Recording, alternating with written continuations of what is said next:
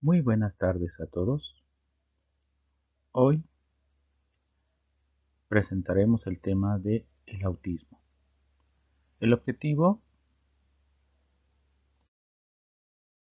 es poder presentar a ustedes qué es el autismo como definición, una breve reseña histórica, las aportaciones de la psicología al estudio del autismo y brevemente mostrar cómo se identifica y evalúa, los elementos para el diseño de un tratamiento y la importancia del proceso evolutivo y del desarrollo en estos tratamientos. Esperando que esto sea de su agrado, los invitamos a quedarse con nosotros y el poderlo hacer. ¿Qué es el autismo? Cuando hablamos del autismo, es importante reconocer que hoy actualmente es un trastorno del neurodesarrollo. ¿Qué significa esto? Quiere decir que durante todo el periodo de vida, la persona que presenta estas características a partir de entrenamiento o a partir de apoyo o de tratamientos, los síntomas que definen el autismo pueden disminuir o la persona puede aprender más herramientas y hacerse un poco más funcional. Pero también están las situaciones en las que los síntomas pueden ser muy profundos, pueden ser muy graves y por lo tanto los cambios no se dan aun cuando las terapias se estén otorgando en tiempo y forma adecuadas. De hecho, por eso es importante entender lo que esto es un problema, al menos a este momento histórico que se está grabando, se le considera todavía un problema, indudablemente acompañado del desarrollo psicológico, del desarrollo neurológico, y que en cada momento de la etapa de la vida del niño y posteriormente del adolescente y el adulto, puede o no aprender las herramientas que le permitan superarlo. ¿De acuerdo? Entonces sí son muchos aspectos a considerar y por eso creo que la mejor forma de manejarlo es a partir de lo que se dice, ¿no? Un trastorno del neurodesarrollo. ¿Cómo se le identifica? Bueno, presenta afectación en la comunicación e interacción social.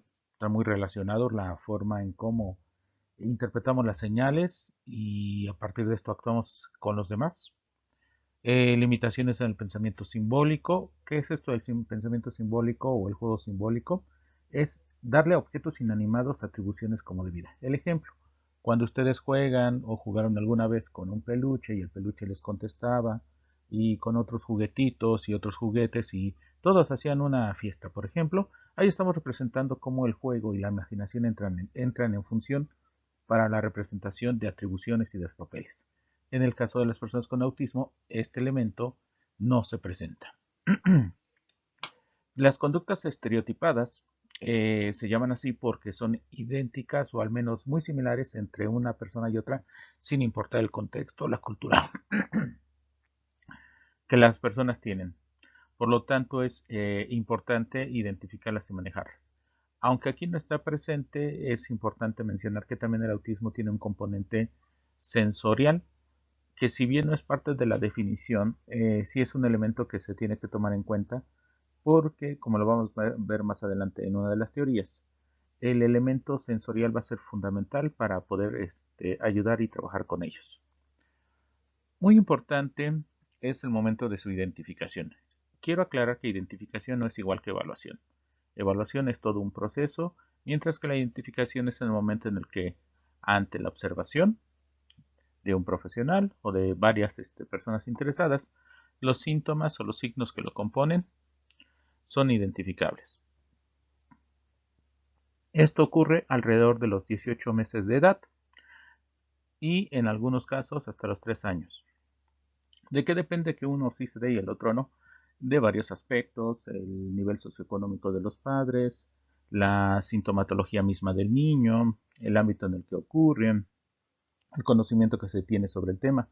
Aunque actualmente en los últimos años podemos decir que el autismo es uno de los problemas o trastornos del neurodesarrollo que más publicidad ha recibido por parte de televisión, difusión, radio, y de alguna manera hoy precisamente estamos a lo mejor de repente en otro extremo. Pareciera que todo se le llama autismo y habrá que manejarse con cuidado y poder orientar adecuadamente a padres, profesores que estén en contacto. Un aspecto muy importante que está ocurriendo en Europa y en Estados Unidos, México no tardará en esto, es que está a debate si en realidad debemos seguirle llamando un trastorno. Esto es porque personas que viven con autismo y que han logrado un alto nivel de funcionalidad están hoy defendiendo la postura de que no pueden seguir llamándose trastorno cuando en realidad lo que tenemos es una forma diferente de vivir y de pensar, que es la frase que encontramos aquí y que está representada por Temple Grandin. Temple Grandin es una de las primeras mujeres con autismo que logró publicar hace muchos años sus experiencias acerca de vivir con el autismo. Mis alumnos les he pedido que vean la historia de su vida en una televisión de HBO, la cual nos cuenta cómo el proceso de evolución y de crecimiento y enfrentamiento con el contexto va haciendo que la persona adquiera habilidades hasta llegar a un nivel de autonomía y de pensamiento propio.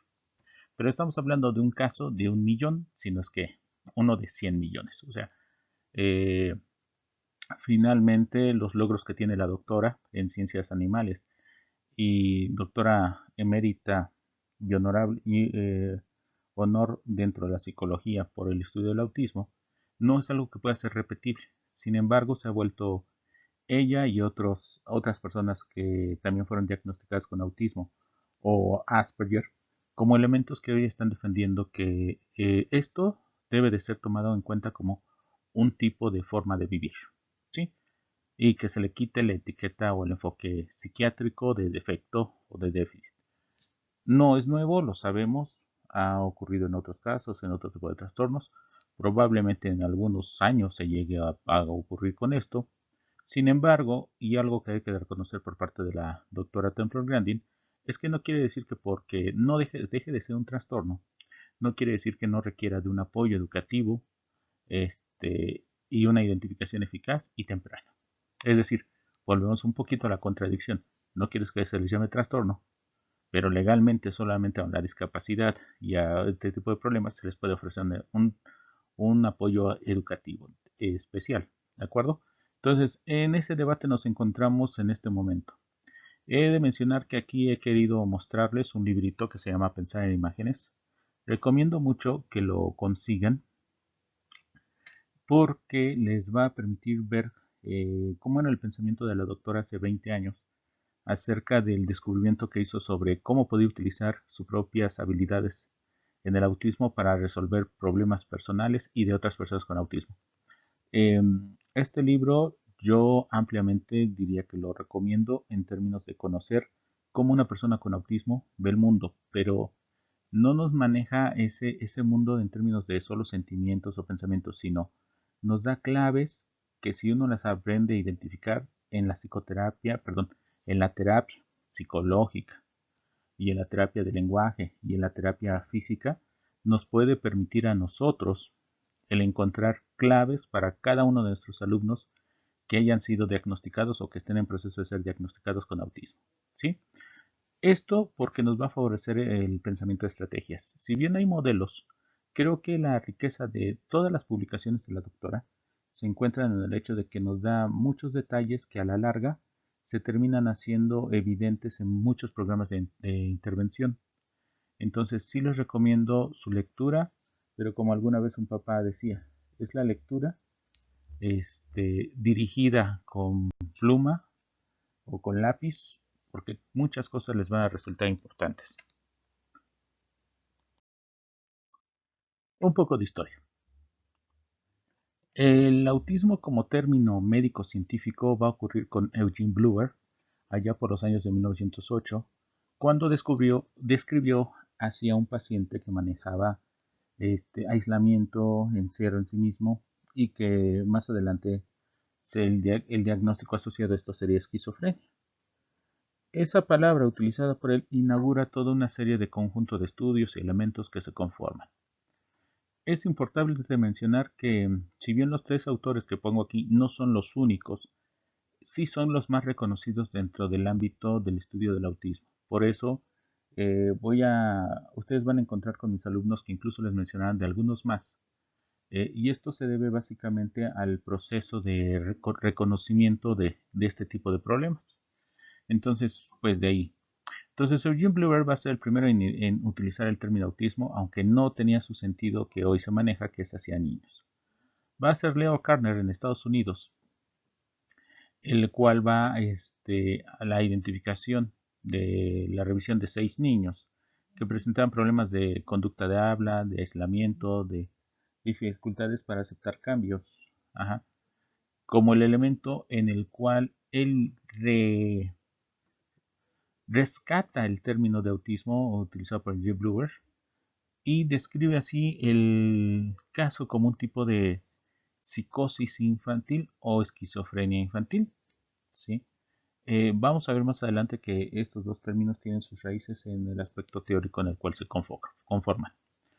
Entonces, Leo Karner en su primer momento encuentra que los niños van a tener una serie de elementos que no son explicables a partir de lo que se pensaba que era la esquizofrenia y mucho menos en infantes, pero es la mejor manera de llamarle a todos esos comportamientos, encerrados en sí mismos, incapaces de hablar, nivel de inteligencia muy bajo. Al mismo tiempo, pero del otro lado del continente, en Viena, Hans Asperger va a descubrir el caso de 12 niños, entre ellos también mujeres, muchos de ellos los cuales tienen un habla pero es torpe, no comprende las relaciones sociales, dificultad para entender sarcasmo o chismes o chistes también, pensamiento demasiado literal. Bajo esta condición define también la existencia del autismo. Pero ¿por qué ustedes dirán que si hoy se le llama eso el síndrome de Hans Asperger, eso va a ser a otra autora que es Lorna Wayne, que más adelante hablaremos? Es importante también mencionar que hoy el trabajo de Hans Asperger está en debate muy fuerte y hecho para algunos ha sido el motivo por el cual se ha dejado de utilizar su etiqueta, porque durante la Segunda Guerra Mundial Hans Asperger participó como médico durante lo que fue las filas de los nazis y por esto fue beneficiado. Eh, Historiadores hoy sobre el autismo han pedido su descalificación como elemento de reconocimiento, que se elimine el síndrome, ¿sí? Porque es enaltecer a una persona que ayudó a matar a niños, etc., etc. Bueno, creo que siempre contamos aquí este tipo de historias. Sin embargo, el elemento que hoy nos interesa a nosotros es la aportación que da la psicología porque describió características del autismo muy diferentes a las que Leo Karner manejó y que el día de hoy ha generado que incluso un grupo de personas que se han autodenominado ASPI, es decir, personas con síndrome de Asperger, pero que asimismo se han calificado como ASPI, pues defiendan su punto de vista, ¿no? Entonces van a encontrarse que aquí, como en muchos otros elementos, la defensa y el estudio de la patología se encuentra muy presente. Y sí, recomiendo el libro, se llama Los niños de Asperger, creo que es editorial Crítica, donde pueden encontrar el libro y conocer la historia de primera mano, si es así les interesa. Porque yo aquí observo, como en muchas otras cosas, eh, que se utilizan los movimientos y conocimientos científicos para generar otros aspectos, ¿no? Entonces, si se dan cuenta ahorita, el autismo está en un momento de transición. Desean que se deje de hablar de ellos como un trastorno, pero por el otro lado se pide que siga existiendo una ayuda educativa hacia ellos. Se está pidiendo que se quite el síndrome de Asperger ya literalmente, no solamente como parte del TEA, sino por descalificar al autor que lo descubrió. Y estos movimientos son muy comunes en este siglo, en este nuevo siglo en el cual la conciencia social, comillas, influye otra vez en el proceso dinámico del conocimiento. Es muy interesante ver cómo ocurren estos fenómenos. Veremos en 10 años qué es lo que queda de esto. El trabajo que hizo Leo Karner al mostrar el primer caso de autismo, hasta el día de hoy podemos encontrarlo en YouTube, es de Donald Gray, el primer paciente diagnosticado como tal con autismo. Encontraremos que su vida es bastante difícil y fuerte porque fue el primero en pasar por un conjunto de médicos, tratamientos y atenciones de todo lo que se decía que era el autismo. Sus padres trabajaron con ellos, sus padres lo llevaron. terapias psicoanalíticas, terapias de la modificación de la conducta, terapias alimenticias, terapias bioquímicas, o sea, es una historia realmente difícil, pero que nos muestra, ¿no?, todo el proceso que las personas en los años 50 al ser diagnosticado con autismo iban viviendo. La persona, creo, todavía vive, lo pueden ver aquí la fotografía, ya es una persona de tercera edad. En los videos que aparece van a observar que su mentalidad se quedó como de alguien de 5 o 6 años. Los padres, los familiares relatan cómo cuando surge la definición del autismo fue un golpe muy fuerte, no supieron qué hacer y comenzaron a escuchar a los psicólogos, unos culparon a la madre, otros culparon a los padres, otra la falta de estimulación del ambiente, luego experimentaron con él tratamientos farmacológicos. Creo que es el mejor resultado de ver lo desesperante que puede ser para algunos el tener un hijo o un familiar con autismo, sobre todo cuando los síntomas son graves y que no les permiten la interacción con ellos, ¿no? Una característica muy asociada, muy interesante del autismo es que a primera vista no muestra rasgos físicos de un comportamiento o un retraso. Estábamos muy acostumbrados en los 70s, 80s, 60s que el trastorno psicológico estuviera asociado mucho también a los rasgos físicos. Con el conocimiento y la popularidad que tiene el autismo, comenzamos a darnos cuenta que estos rasgos físicos no están presentes y son las conductas los que nos llaman la atención. Si el niño no generaba problemas hacia otros, se le consideraba como niños con conductas, vamos a decirlo así, problema. Pero estas conductas problema eran pasables mientras no afectaran a los demás. Solía ver en la literatura que les decían son angelitos perdidos, son niños con total inocencia. Vean cómo ha ido cambiando con los tiempos, ¿no? Pero sí una característica es que visiblemente no vas a encontrar algún rasgo, vas a encontrarlo a partir de los cambios conductuales y de sus rutinas que tienen.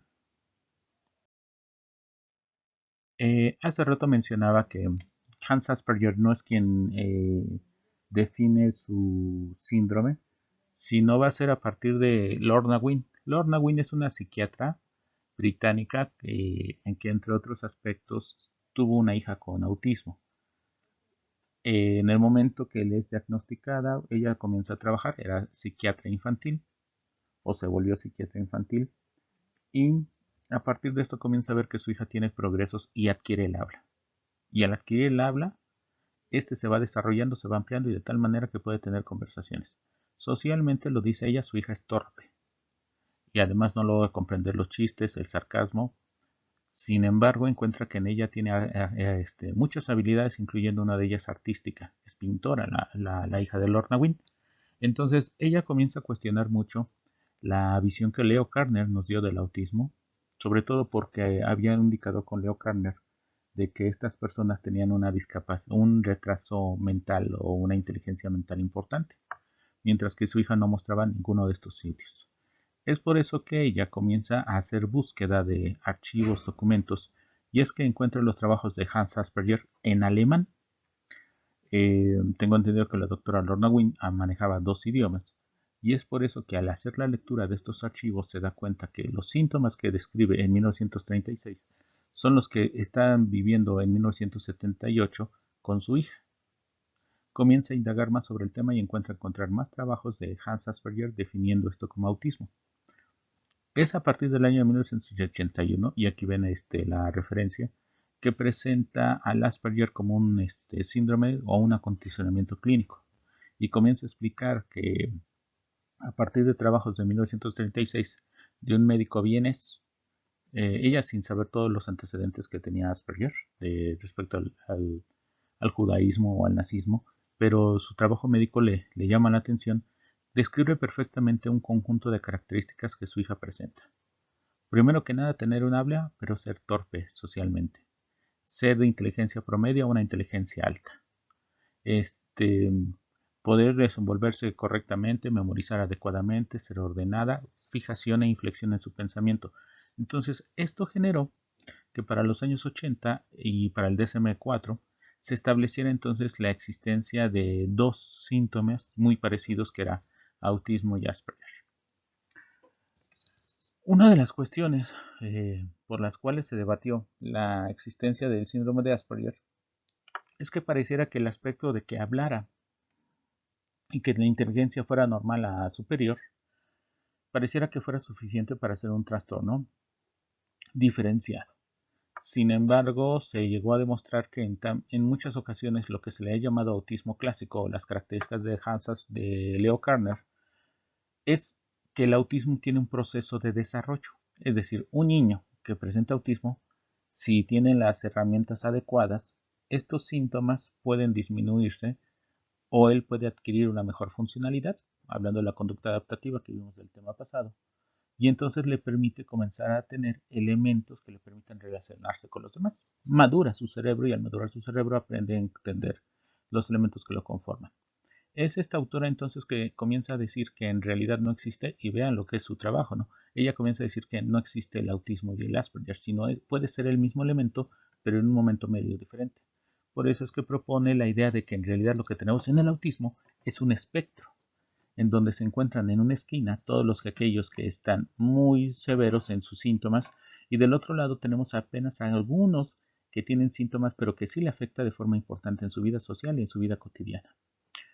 Esta autora falleció apenas hace pocos años, en el 2014, pero su influencia dentro del ámbito del estudio del autismo es muy importante y en verdad recomiendo la lectura de su libro, aquí lo acabamos de mencionar, porque es una guía perfecta en términos técnicos y en términos familiares para aquellos que tienen niños entre 3 a 6 años, 3 o 5 años, y no saben lo que es el autismo.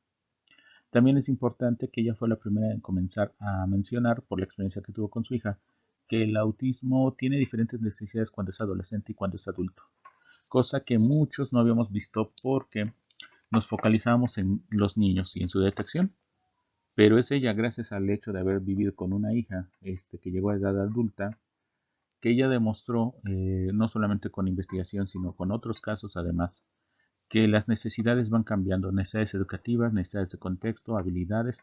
Puede, y ahí es donde comienza un aspecto importante, ¿no? La aparición de muchas patologías que antes no se sabía que existían, ¿no? Como el trastorno obsesivo compulsivo, como la asociación a la epilepsia. En la Gran Bretaña, ella junto con otras psiquiatras van a dar un impulso muy fuerte al estudio del autismo y eso va a ver su reflejo en Estados Unidos. De ahí que vamos a encontrar que en el autismo vamos a tener dos líneas muy fuertes, la línea inglesa y la línea americana sobre el estudio del autismo. En nuestro caso, que somos América Latina, tenemos el gran beneficio de tener los dos puntos de vista y el trabajo que se hace en España, donde la combinación de histórico-cultural y la visión piagetiana nos favorece porque nos da un panorama mucho más amplio. Entonces, sí es importante visualizar que cada autor de los que se ha mencionado tuvo algo que ver o algo que mostrar en este proceso en el cual nosotros los vamos identificando. Bueno, si se dan cuenta, hasta ahorita solo hemos hablado de psiquiatras que han influido en el estudio. ¿Por qué no se habla hasta ahorita de médicos, genetistas, biólogos? Porque todo ha sido un proceso. Para los tiempos en los que fue descubierto el autismo, se le consideró que era un problema asociado al desarrollo emocional de los sujetos. Y al ser un desarrollo emocional de los sujetos, pues indudablemente teníamos pues la evidencia de que a partir de los trabajos de Freud y de otros autores que hablaban que la relación que los padres tienen hacia los niños influye en su vida adulta, pues fuera el camino para empezar con esto. Esto lo menciono por los paradigmas que a continuación vamos a mencionar acerca del estudio del autismo desde la psicología. Vamos a ver que entonces los primeros en entrar en escena van a ser los psicoanalistas. Debo de mencionar que Leo Kanner no era psicoanalista, él era médico, médico psiquiatra, pero sí estuvo influenciado por la visión finalmente del psicoanálisis, aunque es interesante que abiertamente atacó a Freud en algunas de sus ideas, reconoció la importancia que tiene el vínculo familiar hijo-madre como elemento que puede estar muy relacionado al autismo, y de ahí se dio otra pauta. No quiero adelantar, vamos comenzando. Entonces, vamos a ver un poquito de psicoanálisis, su contraparte, sobre todo en Estados Unidos e Inglaterra, el conductismo y lo que se conoce como modificación de la conducta aplicada, o el famoso ABA. la importancia y la aparición de las bases biológicas que estudian el autismo y las teorías más recientes como son las funciones ejecutivas, la teoría de la mente y la de coherencia central. La teoría de las células del espejo ya no la quise incluir abiertamente porque al avance que se tiene sobre las funciones ejecutivas pierde su valor, como fue en los 90, como aspecto predictor del autismo. Lo que hoy se sabe en realidad es que es parte de ese conjunto de las funciones ejecutivas y de la coherencia central. Entonces, por eso es que ya no lo desarrollo, pero no dejé de quererlo mencionar. Cuando hablamos del psicoanálisis, es muy importante que entendamos que si bien los trabajos de Freud, Melanie Klein, Adler, Anna Freud, son muy importantes, al hablar del autismo, vamos a encontrarnos que tiene que ver con el momento histórico. Ok, en Francia va a haber un autor que va a reformular la visión del psicoanálisis de Freud. No va a ser el único, pero va a ser el más importante, al menos en Francia. Y lo va a llevar hacia otros ámbitos que antes no se había visto. El ámbito del lenguaje, el ámbito del significado, el ámbito de la antropología, el ámbito de la sociología. Este autor es Jacques Lacan. Él nos va a mostrar que el inconsciente no se encuentra en una parte del cerebro, sino que se encuentra en las palabras, en el lenguaje.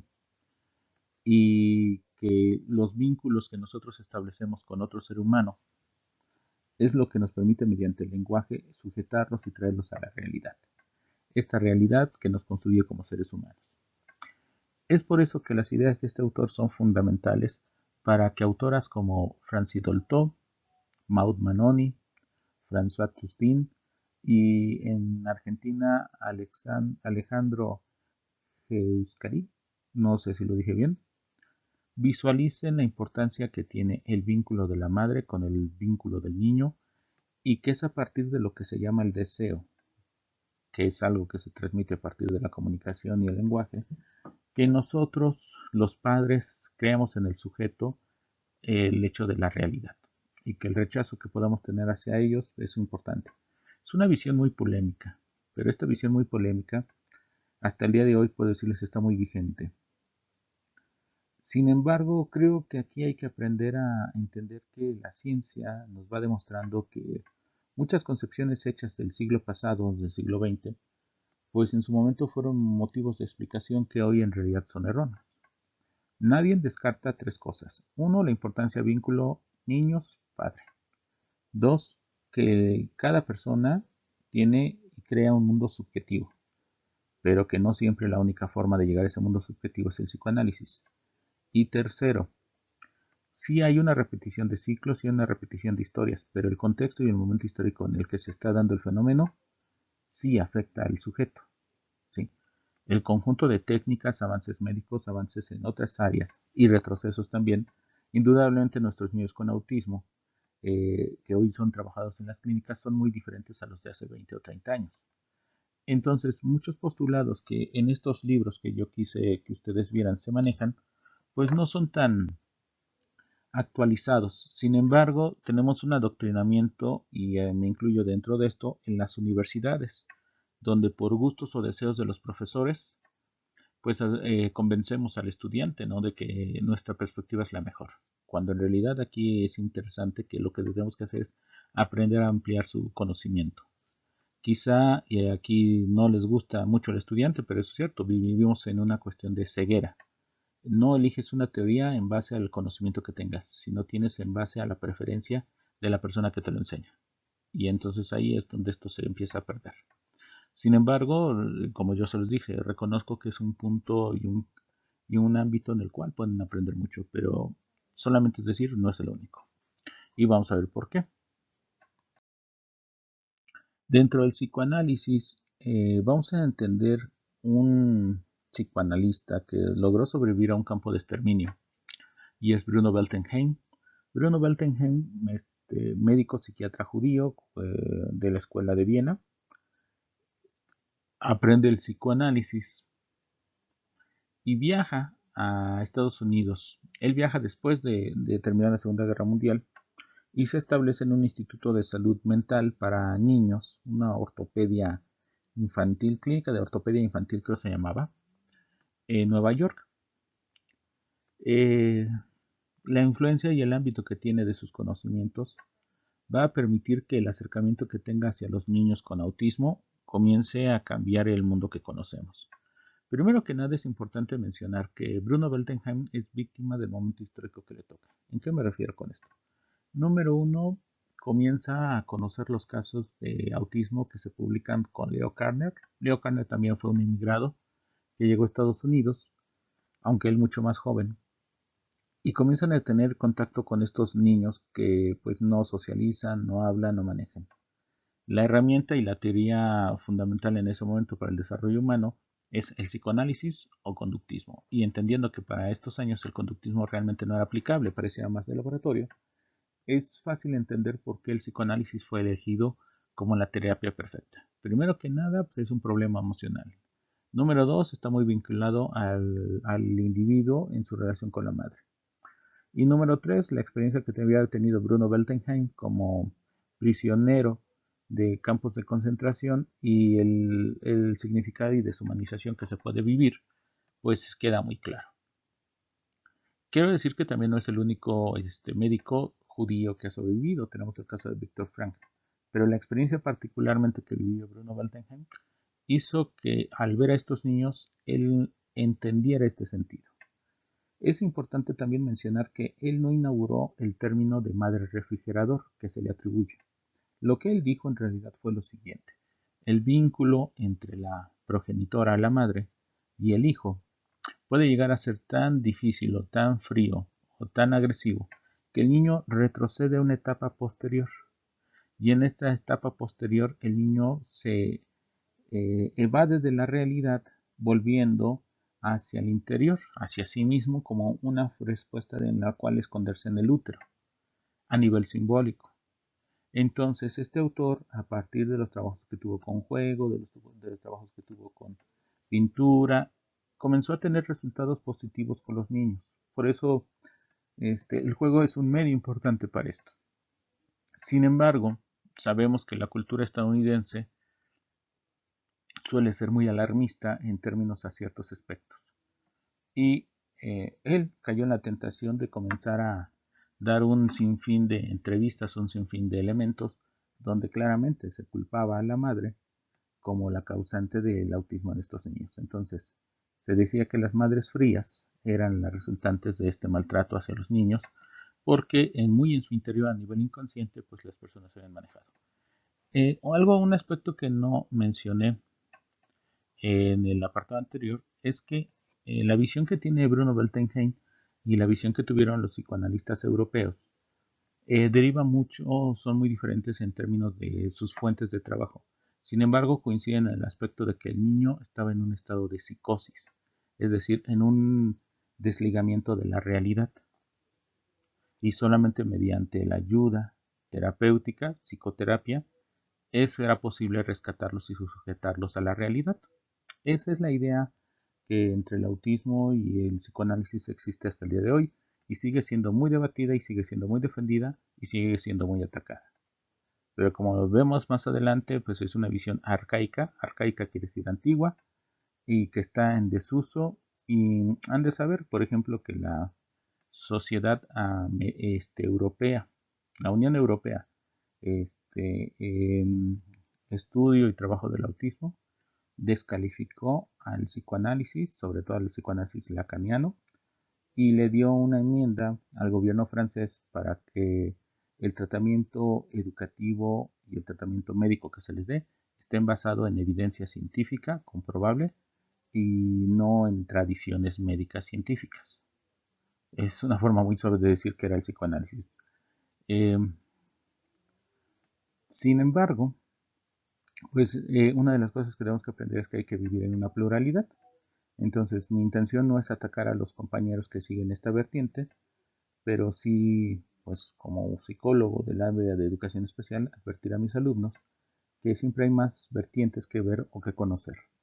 El trabajo de Bruno Beltengen, yo sí he tenido la oportunidad de leer el libro. Lo pueden encontrar todavía en librerías, es un libro interesante.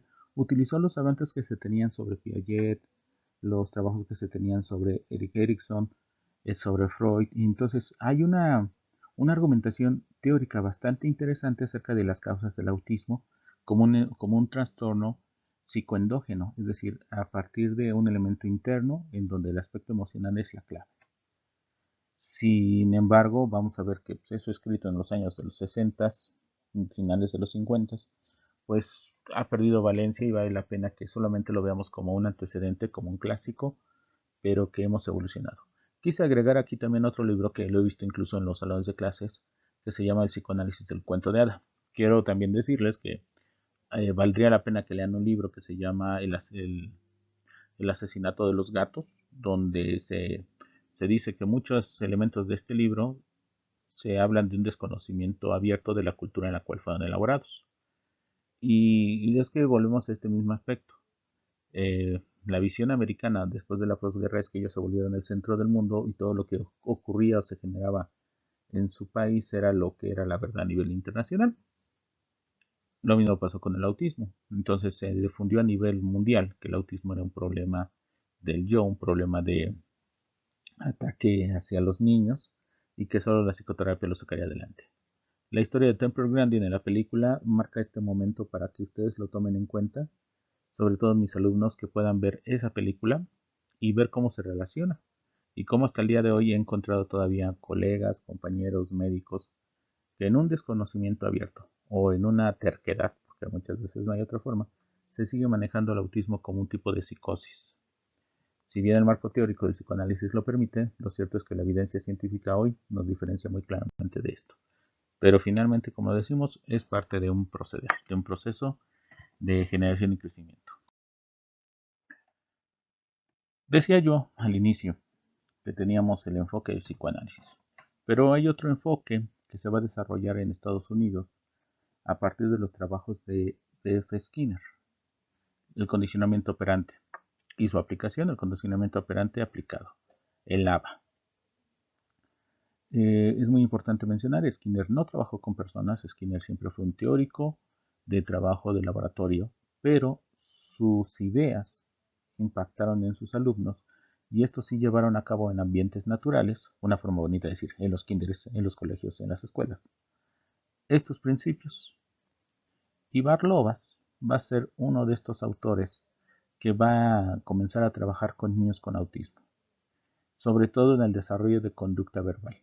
Una de las cuestiones importantes es que los aspectos teóricos de la modificación de la conducta nunca nos hablan del aprendizaje como resultado de un proceso neurológico, ni tampoco de un proceso psíquico o emocional. Nos hablan de una situación de medio ambiente aprendizaje. Un punto a favor, vamos a decir que si el medio ambiente es favorable, el conducta, las habilidades y los requerimientos de los niños pueden ser más favorecidos que si no lo es. Este enfoque ambientalista o interaccionista donde el ambiente nos controla como sujetos, si bien queda mucho debate, lo cierto es que desde un punto de vista como psicólogos nos permite a nosotros el visualizar o el manejar que tenemos las herramientas y los elementos necesarios para si estructuramos un medio ambiente va a dar resultados positivos tanto en la familia como en las personas. De ahí la importancia de este trabajo. Es muy importante también mencionar que los trabajos de Ivar Lovaas llegaron a todos los rincones del mundo donde el conductismo estaba, pero a la vista del día de hoy serían llamados criminales, sobre todo por el trabajo de castigo físico.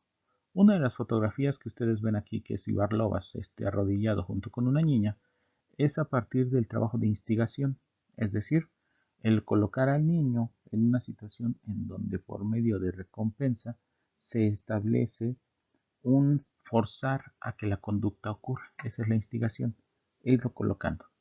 Pero también está el castigo, sobre todo el castigo positivo, en donde cuando la conducta no ocurre como desea, se da una respuesta contingente, una situación de lastimar a la persona, como resultado de esto está mal.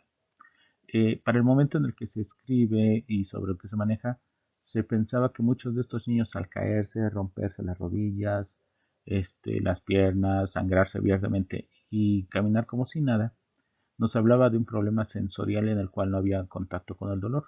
Es importante mencionarlo que muchos de ellos sí tendrían esto, pero no es aplicable a todos los autistas. Entonces, había videos, porque ya en YouTube los eliminaron, no sé en dónde los pueden encontrar, en donde el trabajo de Ibarlova se muestra con su tamaño gigantón, el de 2 metros, contra una niñita de 9 metros, de 9 años que está aquí con ella, pues golpearle en la cara cada vez que aleteaba o manoseaba sus manitas, porque era una conducta no deseada, y lo tenía que hacer con tal fuerza para que la niña reaccionara. Entonces, eso a la vista hoy de los padres, a la vista hoy del público, se ha dicho que esto es una salvajada.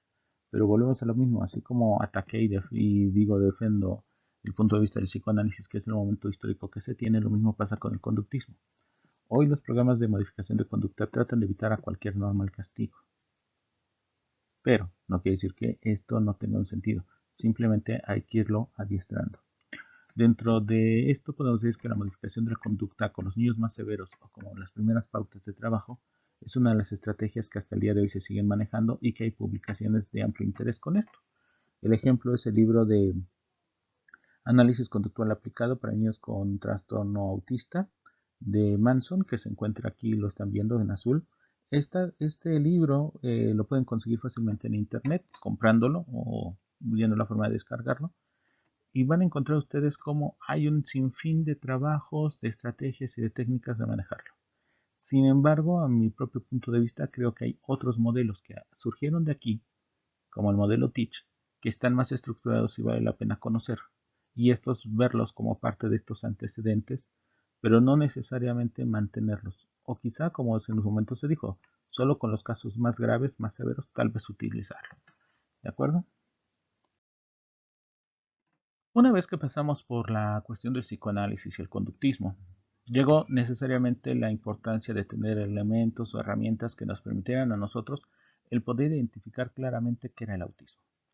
Los avances que tuvieron en medicina, en análisis médicos y sobre todo la importancia de los estudios longitudinales y los estudios transversales como parte de la metodología que superaron a la visión de los trabajos de laboratorio como únicos tipos de trabajo nos mostraron la existencia de que el autismo no siempre se debía al estilo de crianza o al ambiente. Michael Ruther, que es la persona que ven en la parte de arriba con fotografía de color, y Eric Schoffer, que es la persona que van a ver en la parte de abajo en blanco y negro, van a publicar un libro en el cual logran, a partir de un estudio, el demostrar con evidencia científica de una recuperación de muchos casos que el autismo no tiene una base ni psicológica por trauma ni ambiental, sino que es una condición biológica. Esa condición biológica, sin decirlo abiertamente, pero están caminando hacia las neurociencias y también hacia la genética. Ellos lograron encontrar en Inglaterra la existencia de gemelos con autismo que eran educados en familias similares, en familias diferentes, y que sin importar los estilos de crianza, las formas de vida, las manejas, los síntomas se estaban presentando. Esto tira por la borda y comienza todo un ámbito de trabajo, junto con los avances de medicina, como ya le he dicho, del estudio de las bases biológicas del autismo, y que hasta el día de hoy sigue siendo importante.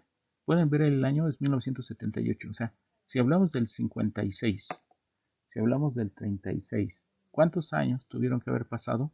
40 años para poder llegar a estas conclusiones de la base biológica. Y este es el resultado de los estudios, de los avances y de los elementos que se tiene sobre el conocimiento de una ciencia. Cabe mencionar que, por ejemplo, Michael Ruther, que es la persona que está en fotografía de color, él actualmente es el creador de una de las mejores pruebas para identificación del autismo, conocido como ADI o A2, que es inventario para la detección de autismo, y Eric Schoffer, que es la parte de abajo, hoy actualmente es el fundador del programa Teach, que es uno de los mejores programas para el manejo del autismo. Valdría la pena mencionar que, por ejemplo, también Michael Ruther es uno de los autores que conocen ustedes como el de la resiliencia. El trabajo de Michael Ruther es muy, muy, muy amplio y a muchos aspectos, no solamente del autismo, sino también la psicología clínica. Eh, por eso la importancia de visualizar que las personas que se dedican al estudio del autismo no necesariamente tienen una sola área, sino están muy diversificados por el conocimiento que este mismo tipo de evidencia les ha dado. Muchas de las ideas de Michael Ruther ocurrieron a partir de su trabajo con autismo. Y el término de la resiliencia, que hoy es muy moderno, que se piensa que se debe a este autor belga del libro de los patitos feos, no necesariamente nació de él. Vamos a darnos cuenta de muchos aspectos que más adelante trabajaremos. Bueno, entonces aquí simplemente es mencionar la importancia de la base biológica. Avanzando en lo que son las teorías acerca de la explicación del autismo, vamos a encontrar que se retoman de otras áreas, se retoman de otros estudios, teorías que ya se han presentando. Una de estas va a ser la teoría de la mente, que ya había sido explicada por un autor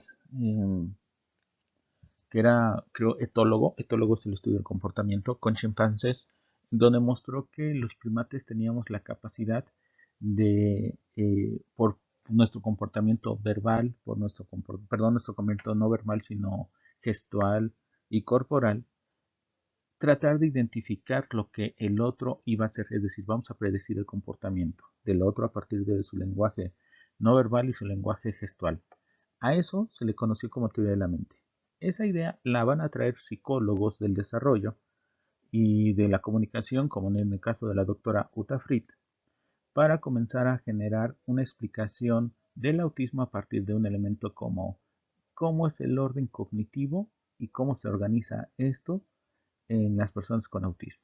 Es decir, las personas con autismo van a carecer de una teoría de la mente y van a carecer de una teoría de la mente básicamente porque no logran aprender cuáles son los elementos que nosotros los seres humanos al relacionarnos con otros aprendemos. ¿Esto qué quiere decir?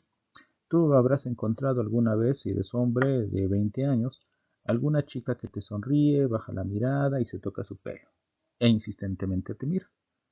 Tú sabes que eso es una señal social. ¿De qué? Depende mucho de tu percepción, de tu interpretación. Pero básicamente lo que estás haciendo y lo que vas a hacer a continuación, que es alejarte o acercarte con ella, sonreírle y preguntarle su nombre, es a partir de la interpretación que hiciste del evento. Eso fue tu teoría de la mente.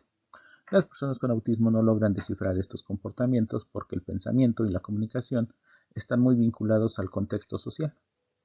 Por ejemplo, esto que yo dije que la chica cierra sus ojos, se toca su pelo y te sonríe y te está viendo de frente, en una cultura occidental como la nuestra está bien visto. Pero si esto ocurriera en una sociedad, por ejemplo, donde el Islam es el dominio, eso le hubiera costado una pedreada. ¿Por qué? Porque los contextos y las conductas dependen del medio. Entonces, esto logró ayudarnos a demostrar que nuestros procesos cognitivos pues están muy relacionados con los elementos culturales en los que vivimos. Es ahí donde el estudio del autismo se fortaleció y esta de la teoría de las mentes, la teoría de la mente es uno de los elementos más importantes. También se llegó a entender que la teoría de la mente tiene varios niveles, de primer y segundo orden. El primero es el más común, que se aprende antes de los 4 años, y es el reconocimiento de mi propio yo o mi propio cuerpo sabiéndome diferente. Y que se ha encontrado que, por ejemplo, las personas con discapacidad intelectual y con autismo severo, esto les cuesta mucho trabajo la diferenciación de ellos con respecto a los demás. Y se implica, por ejemplo, en el aprendizaje del lenguaje, porque el saber el yo, el tú y el mío y el tuyo les cuesta mucho trabajo porque no logran entender la interpretación. La teoría de la mente del segundo orden nos vamos a encontrar cuando son los estados mentales, que es aquí lo que habíamos mencionado, el interpretar cómo uno se relaciona a partir de los otros. Lo que ven en la lámina en color en blanco y negro es una prueba que se llama la prueba de Sally y de Anna. Básicamente lo que estamos viendo es como Ana está observando lo que hace Sally. Sally es la chica de camisón blanco, mientras Ana es la de faldita negra. Se supondría que esta lámina la va viendo el niño con autismo, que se sospecha que tiene autismo, y se le pregunta qué es lo que cree. Ajá. Primero, que Ana hace. Y ustedes lo observan, que está haciendo Ana. Y después, cuando regresa Sally, ¿dónde creen que Sally va a buscar su canica o su pelota, porque anteriormente en donde la había dejado. Entonces, aquí no es decir la respuesta de correcta o incorrecta, sino cómo el procesamiento de cómo es que en dónde buscaría Sally y en dónde terminó encontrándola, depende de ponerse en los zapatos de los demás, es decir, entender o interpretar las señales. La idea sería esta. Esta es Sally y esta es Ana. Sally tiene una canica o una pelota, la cual la coloca en una cesta y la cubre. Ana la está observando y se va. Una vez que se va, Ana se levanta, agarra la canica y la esconde en una caja. Y se va Ana. Y finalmente regresa Sally. La pregunta es, ¿dónde buscar a Sally? Las personas con autismo, como se siguen por el pensamiento visual, van a decir que va a buscar en la caja, porque ellos lo que han visto. Pero una persona que tiene interpretación de la mente, lo que haría es que Sally primeramente buscaría en la cesta, porque en la cesta fue donde ella lo dejó. Y al momento de no encontrarlo, ¿qué sentiría Sally? Pues enojo, tristeza, desconcierto. Esto que estamos explicando es la teoría de la mente, el lograr entender lo que otro siente, lo que otro piensa y a partir de eso qué puede pasar. ¿Me entienden? Eso es la teoría de la mente y su importancia. Y las personas con autismo, aquí es donde tienen serias dificultades para interactuar con nosotros.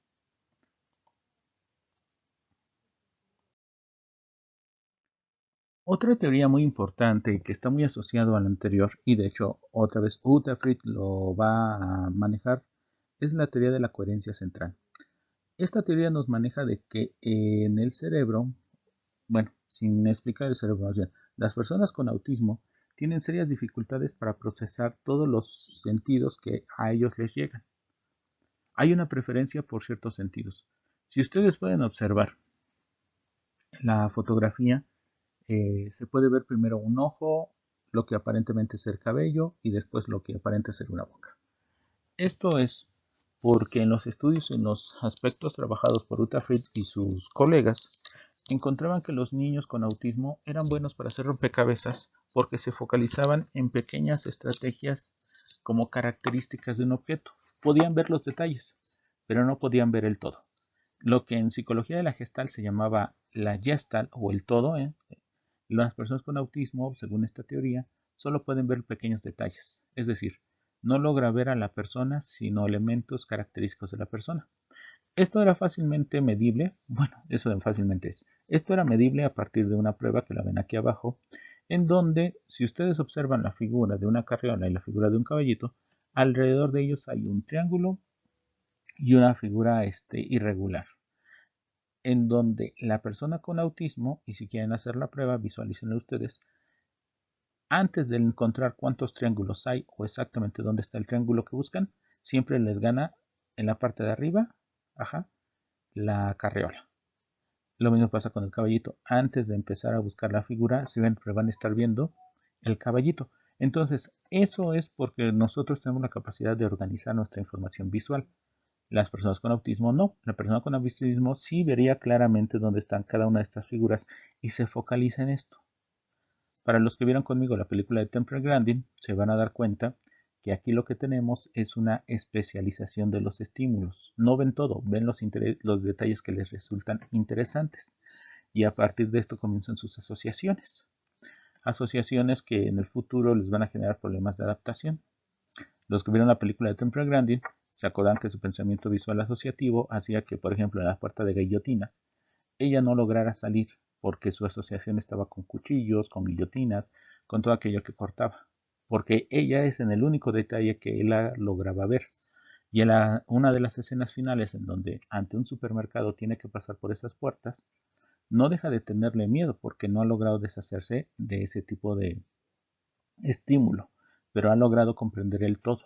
Eso es porque logró darle un sentido a los elementos. Entonces, la teoría de la coherencia central es muy importante porque nos ayuda a comprender que es necesario también trabajar con la maduración visual y no solamente con el aspecto cognitivo, y que la maduración visual depende también de todos los demás sentidos, es decir, hay que madurar el aspecto gustativo, olfativo, táctil, ¿sí? Por eso la complejidad que tiene el autismo y tantos retos que pueden manejarse. Y aquí vemos la explicación.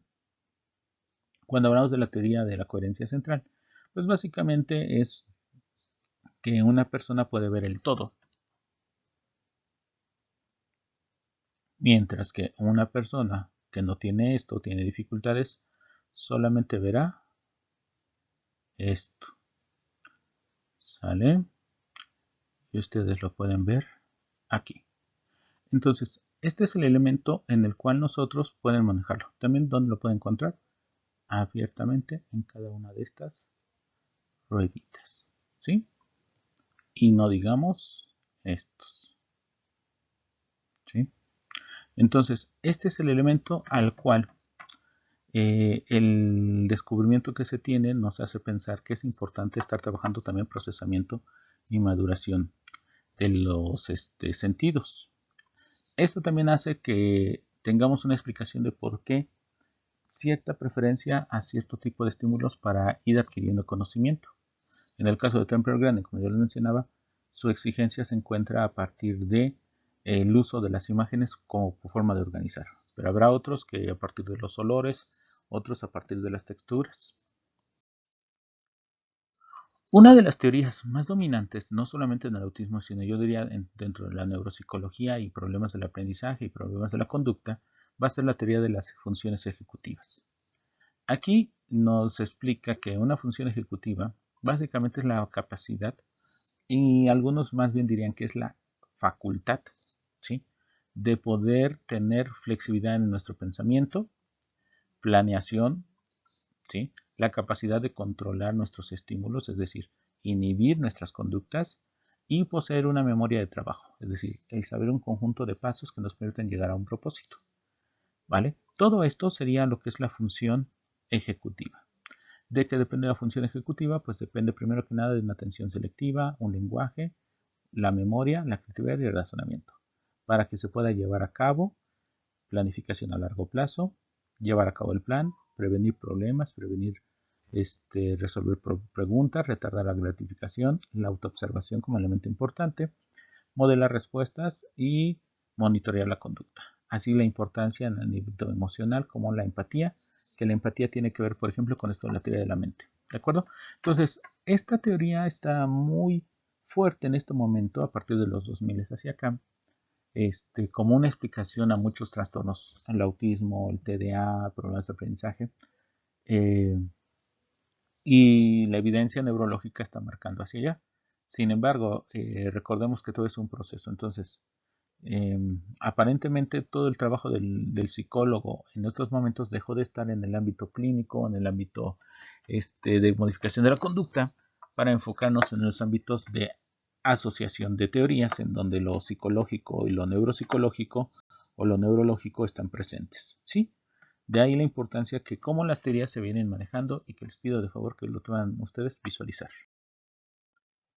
Aquí ya nada más una gráfica, ¿no?, que nos muestra lo que hace rato decía, ¿no?, cómo esto en los lóbulos frontales, ¿sí?, junto con las áreas del lóbulo parietal del lenguaje y los temporal, están en conjunto y trabajando. ¿De acuerdo? Esa es básicamente la idea.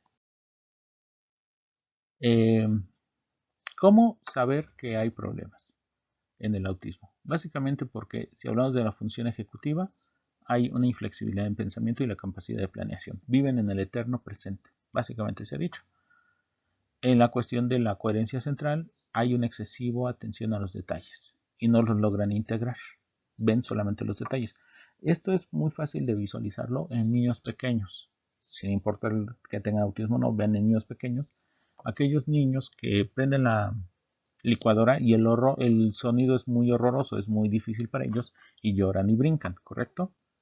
Pero cuando ya tienen 5 años o 4 años o 3 años, ven que de dónde sale el sonido y a qué elemento, es decir, lograron integrar el sonido con el evento. Un niño con autismo no logra encontrar el sentido de esto. Y esto es la cuestión de la incapacidad de ver todos los detalles, ¿de acuerdo? La cognición social, como teoría de la mente, ¿no? Pues la dificultad para la lectura de caras. Quiero aclarar que no es la lectura de caras como tal, sino la interpretación de los rasgos que en una cara, el lenguaje no verbal se manejan. El fruncido, el enojado, el triste, el alegre, el enamorado, el libidinoso, ¿sale? Todos estos son gestos que ustedes pueden aprender a identificar y lo han hecho porque son gestos sociales. La persona con autismo no les encuentra un significado. Por eso otra vez me referencié mucho con la película de Temple Grandin, ¿no? Esta cuestión de que ustedes visualizan que la tía le toma fotografías y así te ves triste, así te ves enojada, así te ves alegre, ¿sale? Esta parte también está relacionada con lo que yo mencionaba hace parte de las células espejo. Quiero que se tenga mucho cuidado con esto, porque hablamos de un conjunto muy específico de células que no necesariamente se le puede demostrar todo lo que se le atribuye. ¿Se activan? Sí. Ante ciertos tipos de características, sí. ¿Que están asociadas a esto? Sí. Pero de eso, a todo el proceso intelectual o cognitivo que está alrededor de la interpretación, no necesariamente es el todo, solamente es una parte. Por eso en estos momentos la teoría de las neuronas espejo pues ya no se escucha tan fuerte como se escuchó, por ejemplo, entre los 90 y los 2000, porque se ha integrado dentro de lo que es la visión de las funciones ejecutivas. Y hasta aquí lo que son las escuelas psicológicas. Si se dan cuenta, no es una tarea fácil el poder hablar de todo lo que la psicología estudia. Esta clase, perdón porque la están viendo en internet, solo está dedicado a psicólogos, psicopedagogos o personas que desde un punto de vista de la psicología quieran entender el autismo. Hay muchos videos y de hecho mis alumnos han hecho el favor de hacer sus videos de las causas biológicas, las causas genéticas, el, los cambios que ha tenido la etiqueta del autismo a lo largo del tiempo, la diferenciación entre el DSM-4 y el DSM-5, porque esto es parte del trabajo que ellos realizan como psicólogos que se están formando. Para mí es poderles presentar a ellos una visión pocas veces encontrada sobre todo en clases, sobre que no se ve el autismo como un trastorno del desarrollo, sino que se entienda que hay un proceso y un conjunto de teorías que al día de hoy afectan a lo que es la evaluación y tratamientos, y que muchos de estos modelos son arcaicos, quiero decir, ya antiguos, y hay otros modelos que son nuevos pero muy poco conocidos, y que es importante que el psicólogo que incursione en este campo pues tenga los conocimientos básicos para poder realizar este tipo de trabajo. Ahora quiero ir con la segunda parte de mi exposición. Esta es cómo hacer yo psicólogo un proceso adecuado de identificación. Quiero decir que esto de yo psicólogo simplemente es por el ejercicio de lo que hago, pero si eres pedagogo o si eres terapeuta físico o terapeuta de lenguaje te puede servir, porque las reglas son las mismas para todos. Esto es un proceso y cada uno de nosotros como profesionales tiene un objetivo y un fin. No todos dependemos de todos, para que por favor esto se tome en cuenta y se pueda llevar a cabo. El primer aspecto es la identificación y a continuación explicaré un poco. Después, la importancia de identificar signos de gravedad y la edad relacionada con esto. La importancia de que sean profesionales calificados, aquí puse personal, pero es profesionales calificados, y también saber utilizar los instrumentos. Yo me he encontrado en decepción de que muchos centros de educación especial basta con simplemente la identificación para decir que es autismo y se trabaja como autismo y ya no se hace todo el proceso completo. Hay otras instituciones de todo mi reconocimiento que el proceso es tan caro que no lo terminan los papás. Entonces es importante visualizar que pues no se puede trabajar como la literatura, la teoría nos lo menciona, pero sí es necesario la mayor cantidad de profesionalismo que se le pueda dar a esto. Ese es el objetivo de esta segunda parte de la exposición. Y finalmente la importancia o la relación entre el diagnóstico y la atención. Y que es muy importante diferenciar entre lo que es una evaluación diagnóstica y lo que es una evaluación psicopedagógica. Mis alumnos están manejando en otros videos el método Sunrise y el método Teach como formas en que pueden ver que no es lo mismo saber que si tiene autismo a saber exactamente dónde trabajar las habilidades que poseen. ¿De acuerdo? Cuando hablamos de la identificación, primero que nada hay que saber en dónde vamos a buscar. Pues primero que nada vamos a buscar en los primeros meses de vida. Aquí vamos a tener el año de vida, año y medio de vida y 2 años. Esos son nuestros puntos claves para saber si algo no está funcionando. Pero ¿en qué vamos a buscarlo? Primero que nada, la conducta social emocional, la comunicación simbólica y la atención y el desarrollo sensoriomotor. Cuando hablamos del primer año de vida, primero que nada, el niño hace contacto con nosotros y sus ojos tienen esa intencionalidad o no lo tiene. Eso se llama contacto ocular. ¿Vale? Lo voy poniendo. Contacto ocular, si lo tiene, el niño está bien. Si no lo tiene, ok, descartemos que no tenga un problema visual. Pero si no tiene un problema visual, la primera cuestión es ¿por qué no lo hace? El segundo elemento, la importancia de la sonrisa social. Recuerden que un bebé después de 3 semanas, un mes, la sonrisa social se convierte en una conducta adaptativa. Ay, tú le hablas bien bonito al bebé, el bebé sonríe porque tú estás sonriendo, es una imitación. Los niños con autismo no tienen esa imitación. Cuando escuchan la voz de la madre y después asocia esa voz a un sonido muy particular que es su nombre, el niño va a empezar a hacer la conducta de búsqueda, orientación, mueve la cabecita hacia un lado o hacia el otro. Los niños con autismo no necesariamente la presentan. Yo no sé si han observado, los niños, cuando tú te vas y eres pequeño, siempre te están buscando a mirar dónde vas. ¿Ok? Los niños con autismo tampoco lo presentan. Iniciativa social pobre. Ok, ¿qué es iniciativa social? La iniciativa social es querer buscar a otro. Te acercas y ¿qué hacen muchos bebés? Ya pueden controlar sus manitas, se extiende las manos para que los cargues. Correcto. Eso es la insistencia social, ¿no? Búscame, cárgame, agárrame. En estos niños no se da. No te vas, te lloran y te hacen. Ok, para estos niños no hay.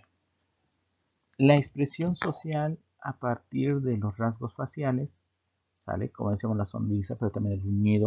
Recordemos que los niños comienzan a hacer imitaciones, entonces estas conductas no están presentes y no es por un problema neurológico debido de alguna caída o un daño. Aquí es por eso los elementos antecedentes van a ser fundamentales. Poca regulación emocional. Aquí quiero que entiendan que es desde los niños que son extremadamente pasivos y aun cuando se caen pareciera que no son nada, hasta aquellos que son excesivamente sensibles, tan sensibles que el menor ruido los despierta, pero los despierta de una manera violenta porque se asustaron demasiado. Entonces, a eso se refiere, o sea, como que son niños demasiado sensibles a los cambios. O bien, por el otro lado, no logran mostrar cambios, aun cuando los eventos fueron demasiado fuertes o drásticos, ¿no? Es muy común, por ejemplo, yo decía en la licuadora, ¿no? Prendes y ¡bum! Brinca el niño porque el sonido es muy fuerte. Y hay otros que puede estar explotando el tanque y ni siquiera se despiertan. Eso es ahí el elemento que manejamos. Escasez en la postura anticipatoria. Ok, si tú te agachas al niño y le vas moviendo las manos, ¿qué hace el niño? ¡Ay! Te sonríe y te da las manitas porque sabe que ¿qué? Que lo vas a cargar. Eso es un movimiento anticipatorio. En estos niños no se presenta. Son muchos los elementos diagnósticos y característicos que se tienen que conocer. Y no deseo estarlos leyendo todos. Pero sí era para mí importante que ustedes visualizaran que cada uno de estos tiene un referente. Entonces, sí es necesario conocerlos y saber cómo observarlos para que ustedes en la literatura que se les otorgó esto lo puedan sacar. Y si ustedes desean ampliar más la información, con mucho gusto yo se los puedo otorgar. Porque esto, simplemente la identificación por sí mismo es un solo día y todavía falta con qué podemos hacerlo.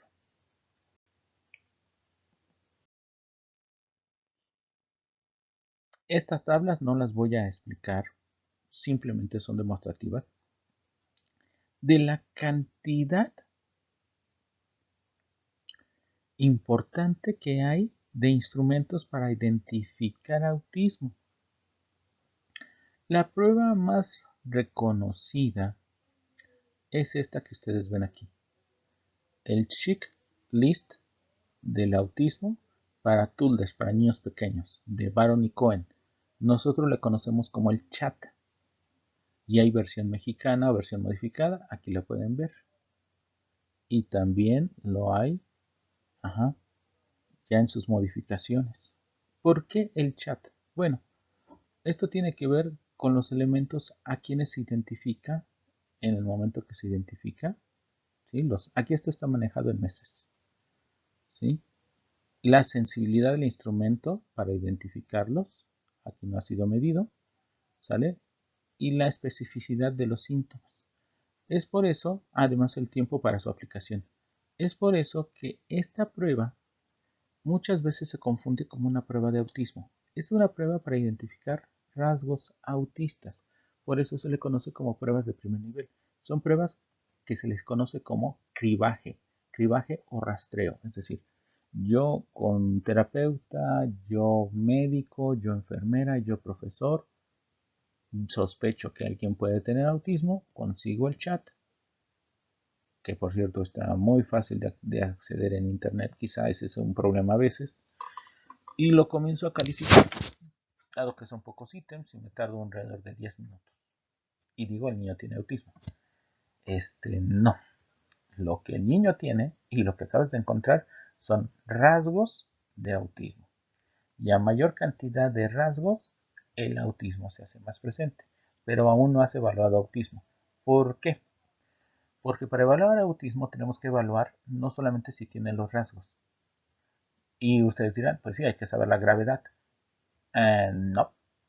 Lo que tenemos que saber es cuál es su nivel de comunicación, cuál es su nivel de sociabilidad, cuál es su nivel cognitivo, cuál es su nivel de adaptabilidad y flexionamiento del pensamiento, cuáles sus características o potenciales para aprender a hablar, cuáles son sus características y potencialidades para aprender a socializar. También identificar si tiene otro tipo de problema médico asociado, lo cual es muy frecuente, como la epilepsia. Entonces, identificar autismo no es lo mismo que evaluar autismo. Es la parte inicial de todo un proceso muy largo. Por eso decía hace rato que no necesariamente podríamos decir abiertamente que estamos evaluando autismo, porque es un proceso largo en el cual nosotros tenemos que tener mucho cuidado y que como psicólogos somos parte de un proceso. Un solo profesional no hace esto y por eso yo les diría que esto es caro. Cuando hablamos de segundo nivel, y entonces sí, vamos a encontrar ya pruebas con un mayor nivel de índice. Sin embargo, muchas de estas van a ser sustituidas por estas.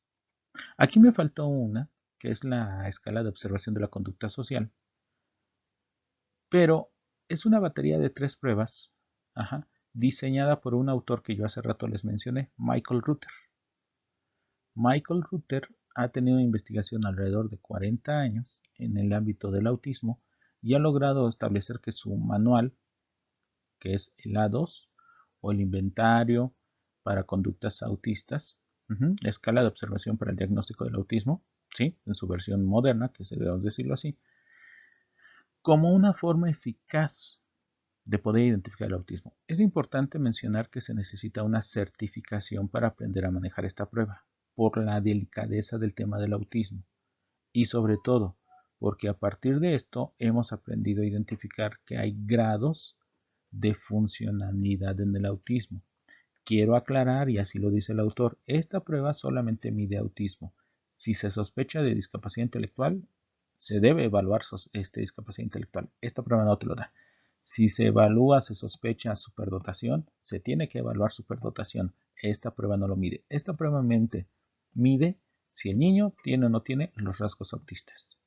Y es una entrevista hacia los padres y si el niño o el adolescente o el adulto puede contestarlo, también se hace. Y esa es la gran ventaja de esta versión, que no solamente son con niños pequeños. Esta prueba tiene una versión que es para niños menores de antes de 18 meses. Una para de 18 meses a 3 años. Otra, y ya no es por edades, sino comienza a decir si el niño con autismo es verbal. Y otra, y la última, si es adolescente o un adulto verbal.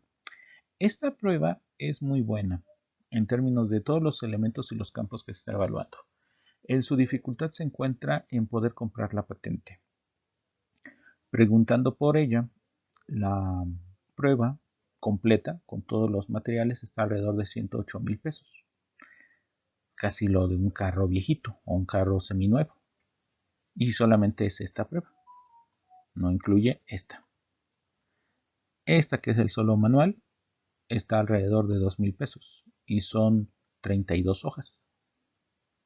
Esto es porque estas pruebas, para mis alumnos, sobre todo lo estoy mencionando, pues tienen patentes.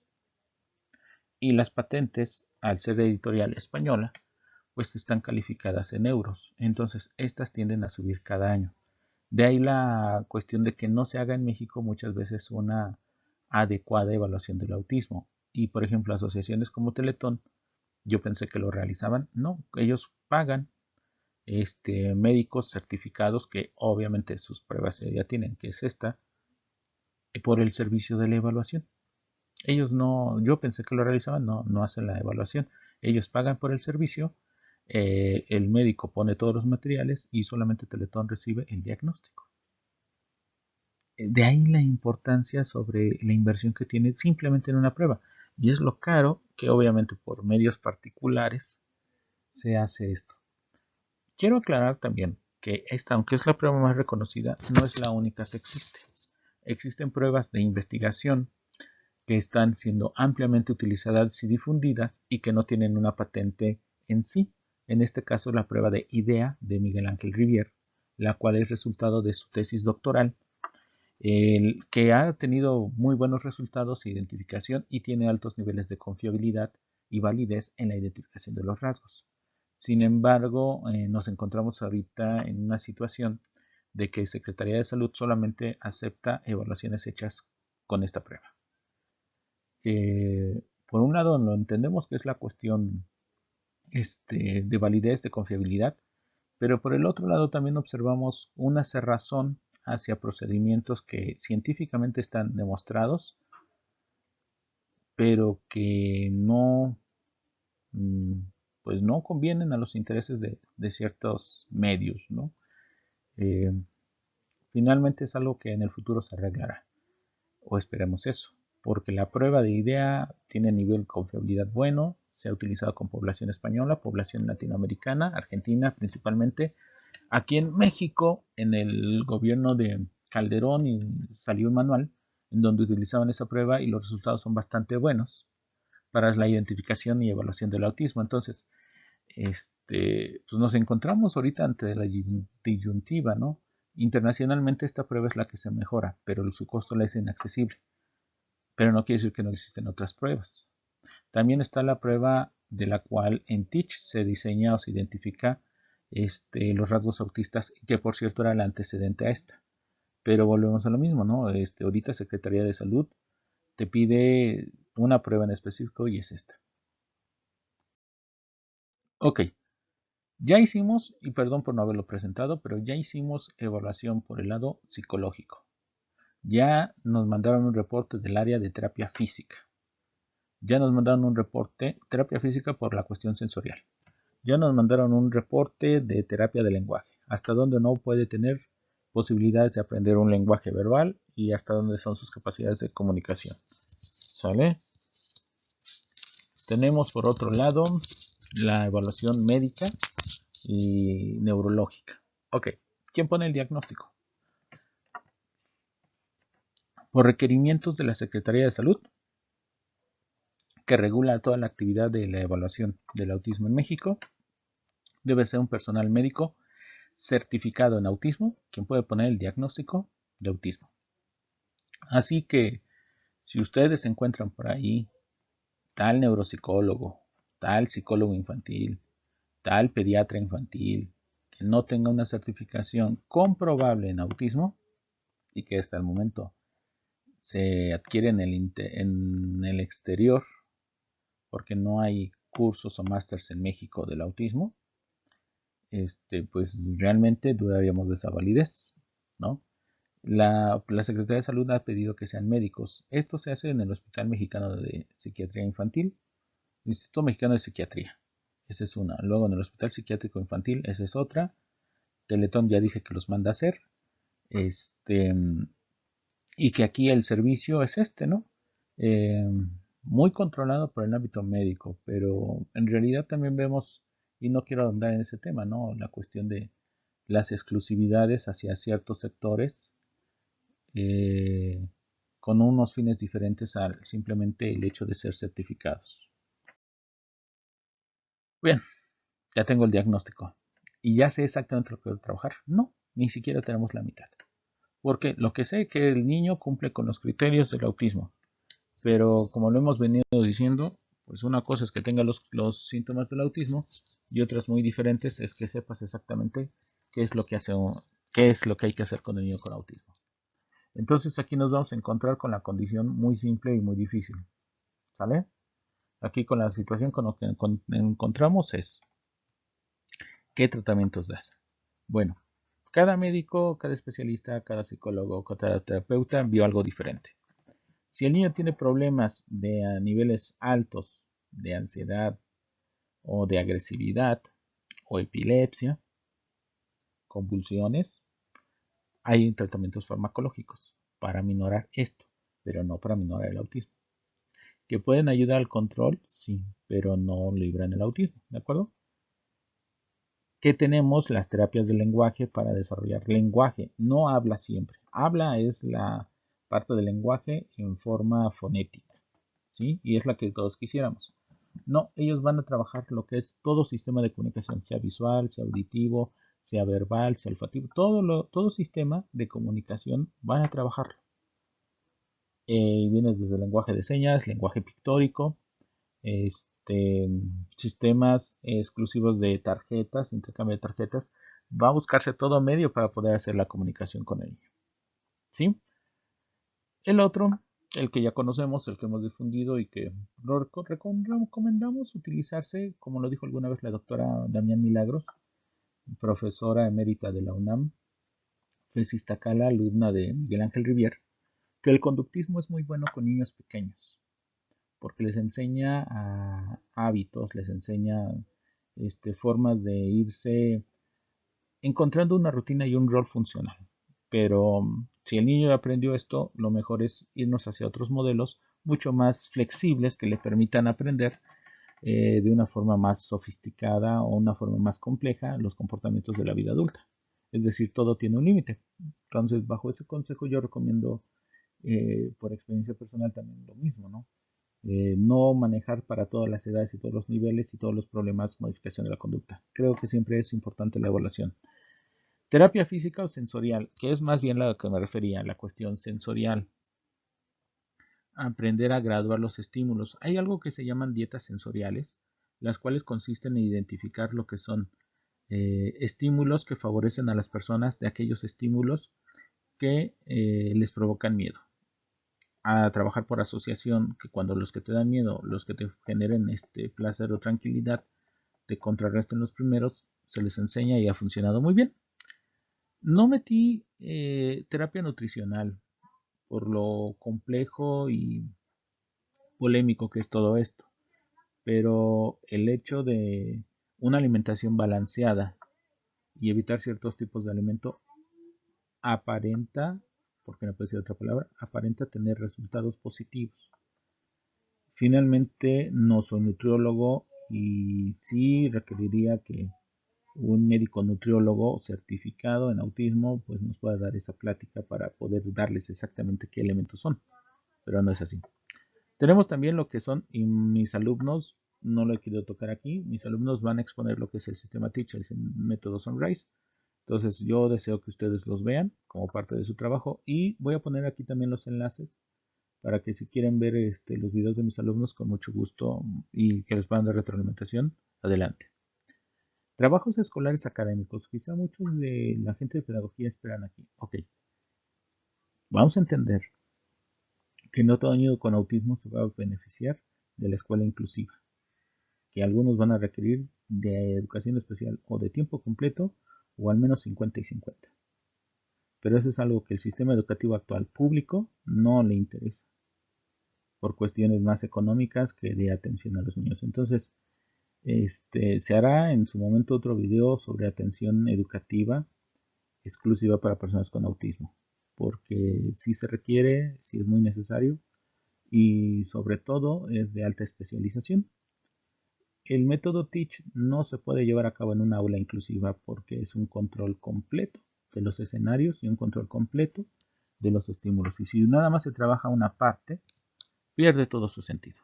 Así también con otros métodos de comunicación. Entonces, todo está diseñado para ellos porque, entre otras cosas, su forma de aprendizaje es completamente diferente a lo que en una escuela inclusiva puede darse. Pero no todos tienen el mismo nivel de dificultad para adaptarse al cambio.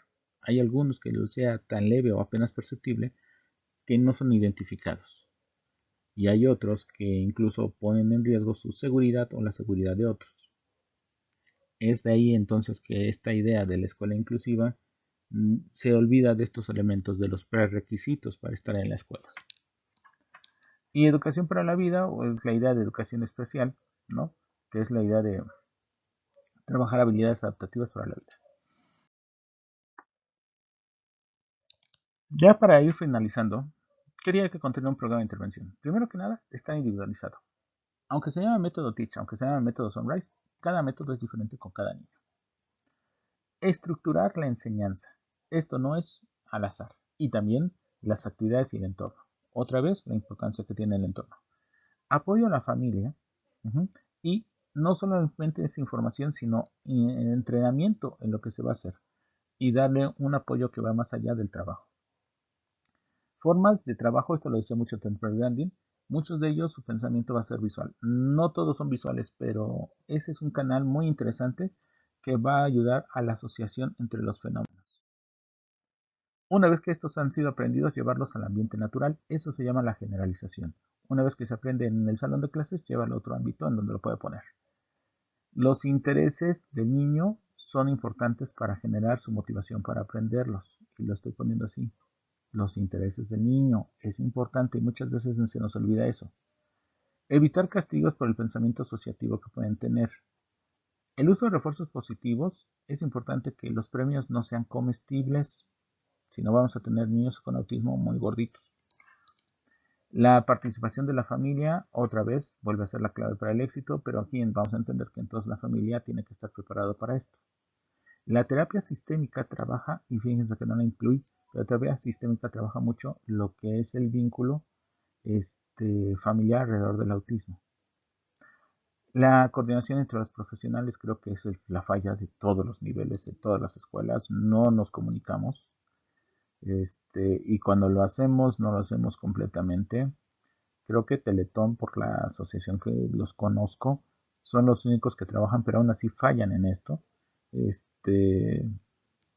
Nos cuesta mucho trabajo en México trabajar así. Conjugar equilibradamente las necesidades del individuo con las prioridades familiares. Esto es, no todo va al niño. Vamos a tener que encontrar el punto intermedio entre la escuela y los niños, y que eso es muchas veces el error de todos los psicólogos que quieren trabajar en esto y focalizan todo hacia el niño y se olvidan de la familia. Buscar un equilibrio. Pequeños avances pero significativos. Lo mismo va con la escuela. ¿Sale? Pequeños avances pero significativos. Y obviamente, si vas a hacer un plan de trabajo, tienes que saber cómo evaluarlo, saber si funciona o no funciona. Un aspecto importante que pocas veces se ha trabajado es la intervención temprana. Normalmente todos piensan en el autismo ya cuando está en la escuela. ¿Y qué pasa si se le identifica antes? Bueno, aquí ustedes ven en este diagrama lo que son los procesos neuropatológicos que generan el autismo, ¿no? Esto va a generar problemas en su interacción social y sobre todo su atención. Esto es el input, es la entrada de información de tipo social, y que si esto no es estimulado va a generar ¿qué? Pues muerte neuronal. Entonces esto fortalece otra vez los procesos patológicos. Y esto indudablemente está relacionado con otras situaciones de la estructura del cerebro, ¿sí? Porque esto finalmente está relacionado con esto. Muy bien. Y finalmente va a ocurrir una desorganización del comportamiento, lo cual nos va a generar que los síntomas se fortalezcan. Pero cuando se identifica tempranamente, esto se puede cambiar gracias a que atacamos al ámbito social, ¿correcto? Evitamos la muerte neuronal porque estamos dando la estimulación adecuada en su momento adecuado. Esto es con algo que tendremos que trabajar, pero finalmente, al organizar el comportamiento y organizar las actividades para apoyar neurológicamente, vamos a empezar a tener soluciones tempranas hacia el TEA, hacia el autismo. ¿Por qué? porque la atención temprana, sin importar si los antecedentes son genéticos o factores ambientales, lo que se va a enfocar es en cambiar el entorno del niño. Porque se ha demostrado que al cambiar el entorno del niño, vas a lograr que su cerebro tenga una mejor adaptación y los síntomas del autismo sean reducidos. Cuando esto no se hace y estos factores ya están presentes, pues es lo que se maneja como situación clara y deficiente de lo que es el autismo sin apoyo. La atención temprana, dijimos, si yo lo identifico a los 18 meses, identificación, ¿se acuerdan? Pues aquí comenzamos a dar las estrategias de estimulación temprana específica para el autismo, no una estimulación temprana para todos. Aquí otra vez nos volvemos a la especialización de la literatura. Terapias sensoriales, estructuración del ambiente, manejos de horarios, el niño no es la prioridad. Todo lo que se acaba de decir es aquí donde se aplica. Y eso es algo que les va a ayudar mucho. Y bueno, pues hasta aquí mi clase con respecto al tema del autismo. Como yo les dije, no expliqué las causas, mis alumnos lo van a hacer. Es parte de una dinámica que en educación a distancia estoy estableciendo.